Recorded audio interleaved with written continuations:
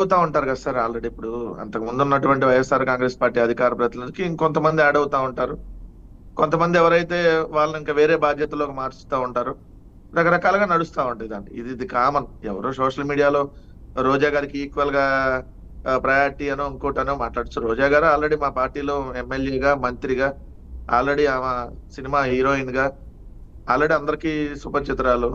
So అంటే ఆమె comparison గా ఆమెను తీసుకొని వచ్చారో పోటీకి, అంతే దట్ ద రాంగ్ అంటారు. ఎందుకంటే ఒకరికొకరు పోటీ ఉంటుంది. ఇప్పుడు రెడ్డి సామాజిక వర్గంలో నలుగురు ఉండొచ్చు అధికార ప్రతినిధులు, ఇంకో సామాజిక వర్గంలో ఇంకో ముగ్గురు నలుగురు ఉండొచ్చు. ఒకరికొకరు పోటీగా తీసుకొచ్చారంటే ఎట్లా ఉంటది? సో పార్టీకి ఒక బలమైనటువంటి పటిష్టంగా మాట్లాడేటటువంటి వాయిస్ ని ఏర్పరచుకుంటారు. అది ఏ రాజకీయ పార్టీకైనా కామన్ గా జరిగేటటువంటిది. సో అది శ్యామల గారు ఆల్రెడీ వైఎస్ఆర్ కాంగ్రెస్ పార్టీకి ఎన్నికల ప్రచారం చేస్తున్నారు. ఆ ఎన్నికల ప్రచారం బలంగా చేశారు. ఆ మీద ఏదైతే నెగిటివ్ ట్రోలింగ్, ఏదైతే ఈ జనసేన, ఈ తెలుగుదేశం వాళ్ళు ఏదైతే ఆ మీద అంటే ఒక మహిళని కూడా చూడకుండా ఆ మీద రకరకాలుగా విష ప్రచారం, ఒక దుష్ప్రచారం చేసినటువంటి సంగతి తెలుసు. సో అది చేసినా కూడా ఆ బలంగా వైఎస్ఆర్ కాంగ్రెస్ పార్టీ కోసం నిలబడ్డారు. మేము ఈవీఎంల దయ్యం, ఇంకో దయ్యం మేము ఓడిపోయి ఉండొచ్చు, అది అది అది వేరే స్టెప్. సో కానీ ఆ మీరు వైఎస్ఆర్ కాంగ్రెస్ పార్టీ కోసం బలంగా ఉన్నారు. గాయత్రి గారిని సో స్టార్టింగ్ నవ్వించేస్తున్నారు మీరు. నవ్వేదే ఉంది సార్ పాపం. ఎందుకంటే ఈవీఎంలు సంబంధించి ఎలక్షన్ కమిషనే అరే వీవీప్యాట్లను ఈవీఎంలో కౌంట్ అయిన ఓట్లు లెక్కేద్దామంటే లేదు లేదు మా దగ్గర డేటా లేదని కొద్దిసేపు, అసలు మేము అట్లా ఒప్పుకోని కొద్దిసేపు.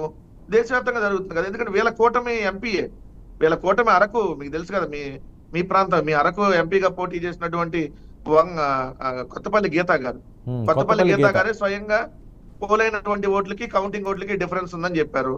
ఇద్దరు బీజేపీ ఎంపీలు ఎలక్షన్ కమిషన్ దాని మీద ఆల్రెడీ మాకు కౌంట్ చేయండి, మాకు దీని మీద అనుమానాలు ఉన్నాయని చెప్పి ఇద్దరు బీజేపీ ఎంపీలు, బీజేపీ కంటెస్టెడ్ ఎంపీలు వేసినటువంటి పరిస్థితి. సో ఇవన్నీ నడుస్తున్నాయి కదా. ఇవన్నీ ప్రపంచం అంతా తెలిసిందే, కొత్తగా నేను చెప్పేది ఏముంది. సో వాళ్ళు ఎలా గెలిచారనేది వాళ్ళ అంతరాత్మకు కూడా తెలిసినటువంటి విషయమే. లేదంటే వాళ్ళకి అసలు ఆ సీన్ అంత లేదనేది వాళ్ళు కూడా ఈ రోజు గుండెల మీద చేసుకున్నా చెప్పేటటువంటి. అయిపోయిన తర్వాత ఇంకా దాన్ని మనం ఎంత అనుకున్నా ఇంకా 4.5 సంవత్సరాలు వెయిట్ చేయాలి కాబట్టి దాన్ని కాసేపు పక్కన పెడదాం. నేనేమన్నా అంటే ఇప్పుడు దొంగదారిలో గెలిచారా, అడ్డదారిలో గెలిచారా, ఇంకో దారిలో గెలిచినా తప్పదు, ఎన్నికల దాకా మళ్ళీ పోరాడాల్సిందే. మాకేం పోరాటం కొత్త కాదు.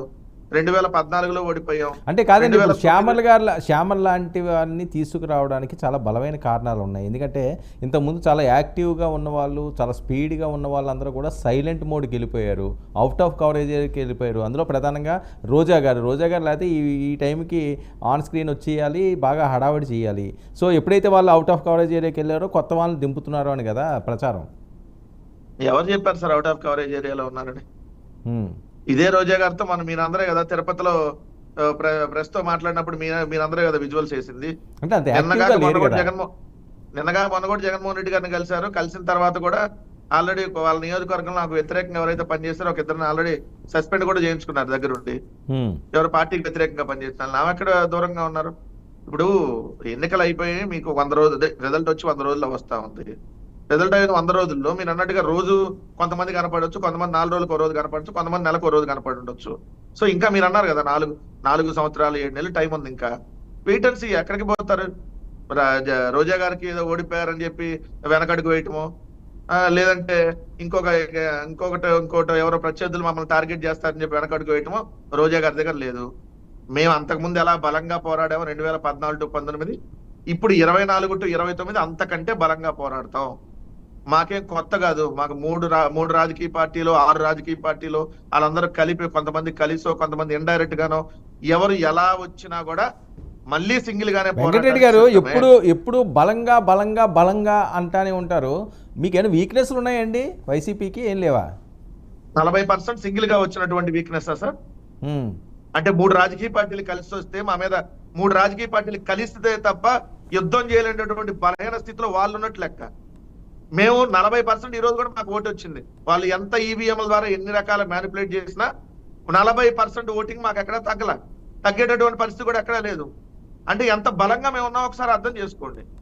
సింగిల్ లార్జెస్ట్ పార్టీ ఈ రోజు ఎవరున్నారు అంటే అలా పార్టీలన్నీ కూటమిల పక్కన పెట్టండి. ఎందుకంటే మీకు తెలుసు తెలుగుదేశం, జనసేన, బీజేపీ డైరెక్ట్ పొత్తు, షర్మిల కాంగ్రెస్, అదేవిధంగా సిపిఎం ఇండైరెక్ట్ పొత్తు.